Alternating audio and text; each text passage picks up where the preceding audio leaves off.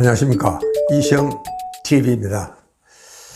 지난 시간에 제가 꿈 이야기를 했더니 참 많은 분들이 질문을 해왔습니다. 이 박사, 당신은 무슨 꿈이 있었다 그랬어? 제가 참 이 꿈에 관한 저는 그렇게 화려한 꿈은 정말 없었고, 제가 지난 시간에 이야기했듯이 제가 아마 어릴 적에 읽었던 그 세계 문학 전집 속에 거기가 유럽이 배경이니까, 그러니까 아마 그 유럽을 여행하는 그런 아마 생각이 내 머리에 계속 박혀 있었던 건 아닌가, 뭐 그런 그 정도의 꿈이었었지. 그러나 우리 사람은 무슨 일을 하든 그래도 작은 계획이 있고, 그것도 이제 작은 꿈들이 많고, 큰 꿈도 있고 작은 꿈도 있고, 또 쉽게 닿을 수 있는 꿈이 있느냐면은 영영 정말 저 멀리 높이 있는 그런 꿈도 있습니다. 뭐 그렇게 생각하면 저한테도 뭐 전혀 꿈이 없었던 건 아니죠.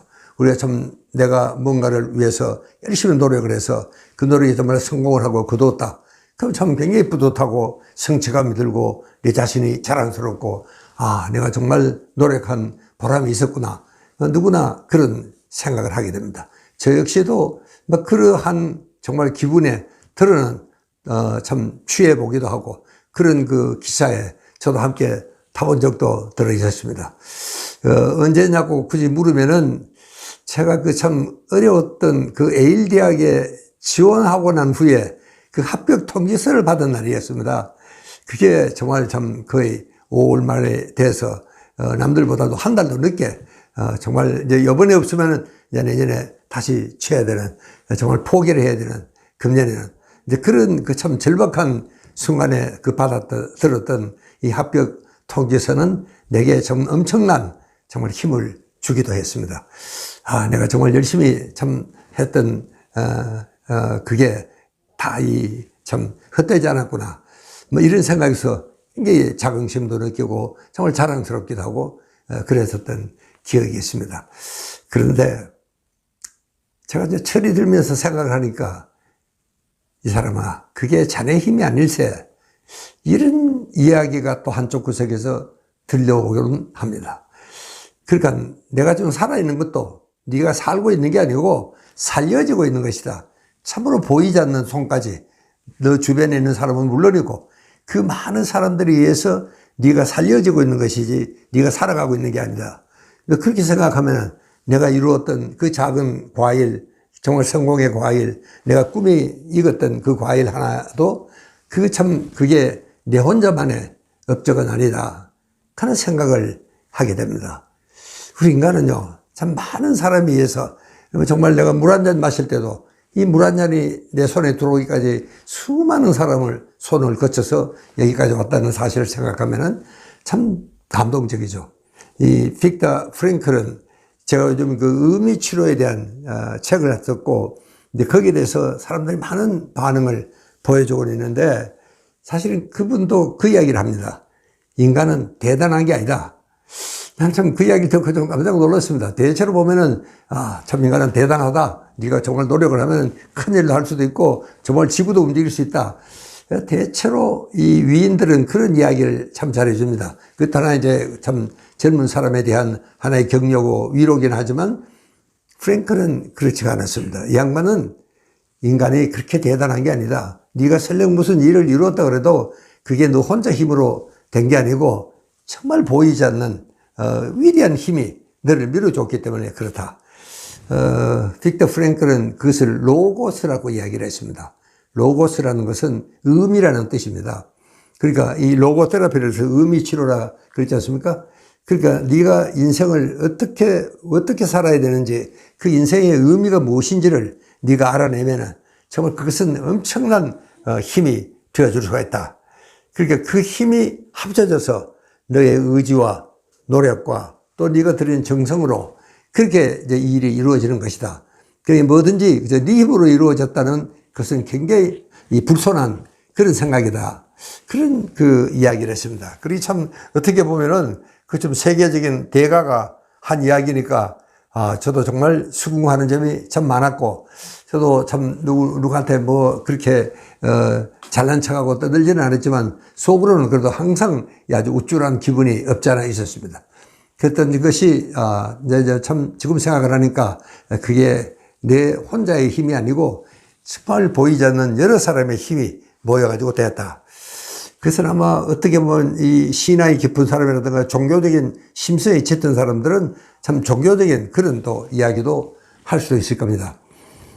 저는 뭐 그렇게 신앙심이 깊지가 않아서 그런 차원에까지도는 저는 생각해 보지는 못했고, 그러나 다만 참 이 위대한 어떤 힘이, 보이지 않는 힘이 있다.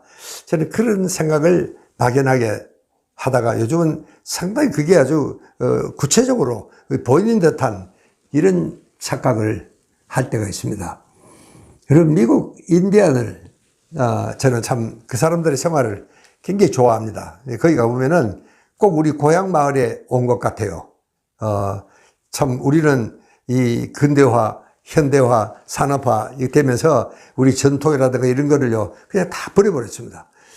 참 지금 생각하면 참 아깝게 그지없는데도 불구하고 뭐 당장 새 집으로 이사 다니기도 불편하고 어디 놓을 자리도 없고, 그래서 참 저도 우리 집에서 대대로 내려오던 그 문헌이라든가 이런 거를 다 좀 버려버리고 왔고, 나중에는 참 제가 삼성 박물관, 삼성 큰 기업 삼성이 아니고 삼성문화원, 삼성 서적 그 박물관에 제가 이제 기증을 하고 왔는데, 지금 생각하니까 참 아까운 구석도 없지 않아 있습니다.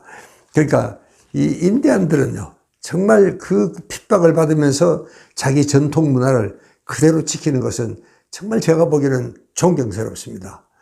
얼마나 힘들었습니까? 인디안만큼 박해를 받고 그렇게 좀 쫓겨다니고 아무 죄 없이 정말 땅을 다 내놔야 되고 산속에 굴 속에 숨어서 살아야 했던 그 인디안들의 그 참 이 미국 백인들이 소위 신대륙 발견 그러고 흥분하고 있었지만, 또 한쪽에는 무슨 신대륙이냐, 우리가 여기서 언제 살아기 언제부터인데 또 어떻게 무슨 발견이냐, 우리가 여기 살고 있었는데, 그러니까 이게 어떻게 보면 그 당시 이 미국을 신대륙을 발견하고 건너간 사람들은 정말 어떻게 보면 참 오만했던 겁니다.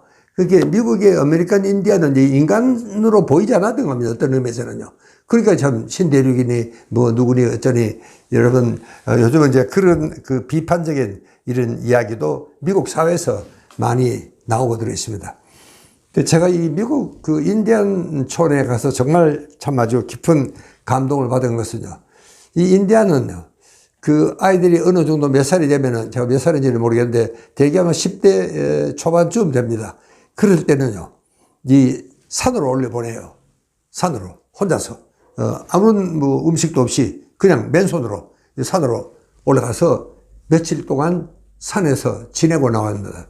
그렇게 참 뭐 때로는 그 무섭기도 하고 짐승도 만나고 그렇지 않습니까? 배도 고플 것이고, 그래도 어쨌든 그런 과정을 밟아야지 비로소 인디안이 되고 어른이 되는 어떤 의미에서 성인의식 같은 그런 의식을 치릅니다.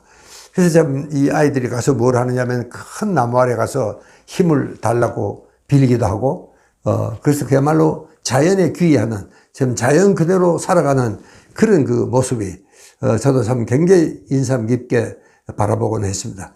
그 사람들 그걸 퀘스트라고 그래요. 퀘스트.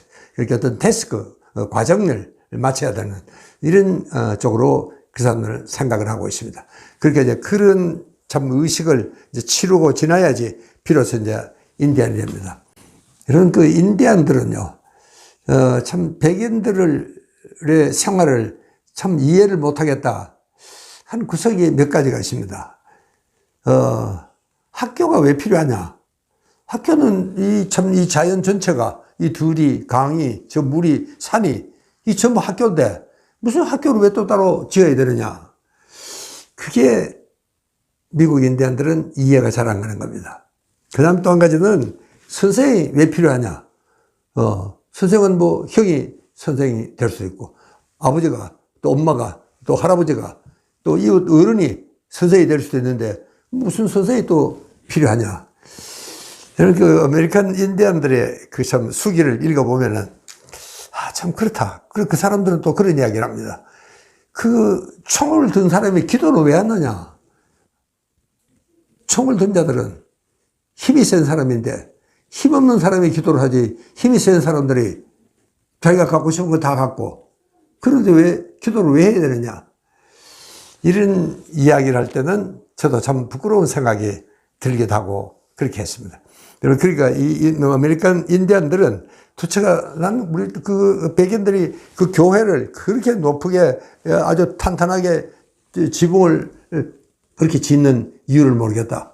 그래가지고 무슨 저 하느님이 기도가 어떻게 들리느냐. 그냥 둘이 앉아서 하면 바로 하느님한테 바로 올라가는데 그 왜 그 두꺼운 지붕을 짓고 교회를 짓느냐. 그것도 이 아메리칸 인디언들은 이 납득이 안 가는 겁니다. 그러면 그런 이야기를 들으면서 참 이 아메리칸 인디언들의 그 자연에 대한 그 사상은 정말 위대하다. 그래서 제가 이 선반에서 자연의학 캠프를 하고 또 요즘 우리가 앓고 있는 이 코로나 사태만 하더라도 실제로 우리에게는 위대한 자연 치유력이 타고났습니다. 근데 그 자연 치유력이 약해지지 않게 잘 보관을 해야 되고 심지어 더 강하게 튼튼하게 해야 되는 것이 오늘날 이제 이 코로나를 이기는 가장 큰 설기 축복은 바로 거기에 있습니다.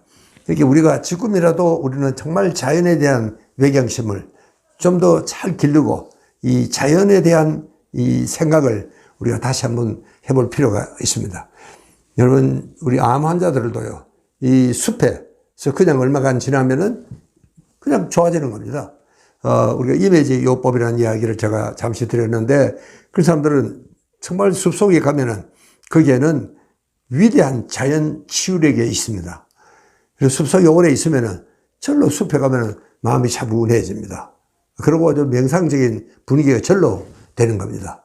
이제 그렇게 정말 얼마만 지나면은 여러분 가끔 보면은 병원에서 이제 참 더 이상 어떻게 해줄 수 있는 게 없어.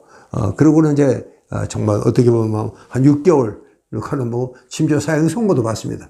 이제 그런 분들이 참 모든 걸 체념을 하고 뭐 병원에서 그랬으니까 그러고 이제 산에 가서 뭐 그렇게 사니까 뭐 6개월은 그냥 6년도 10년이 넘고 그렇게 건강하게 잘 살고 있는 사람들도 많았습니다. 그게 정말 자연 치유력이고 그러니까 우리 인간이 태어나면서 우리는 위대한 자연 치유력을 타고났습니다. 근데 그게 자꾸 약해지는 겁니다. 왜? 우리 생활이 너무나 반자연적인 생활을 하기 때문에 그렇습니다. 예를 들면 요즘 좀 더우니까 에어컨을 너무 많이 틉니다. 이 정말 에어컨을요, 어떻게 보면 계절스럽게 살고 있지는 않습니다. 에어컨을 여름은 겨울처럼 또 겨울은 여름처럼 이제 그렇게 지내고 있는 게 현대인입니다. 그러니까 어떻게 보면 우리는 이 반자연적인 생활을 자꾸 하고 있는 겁니다.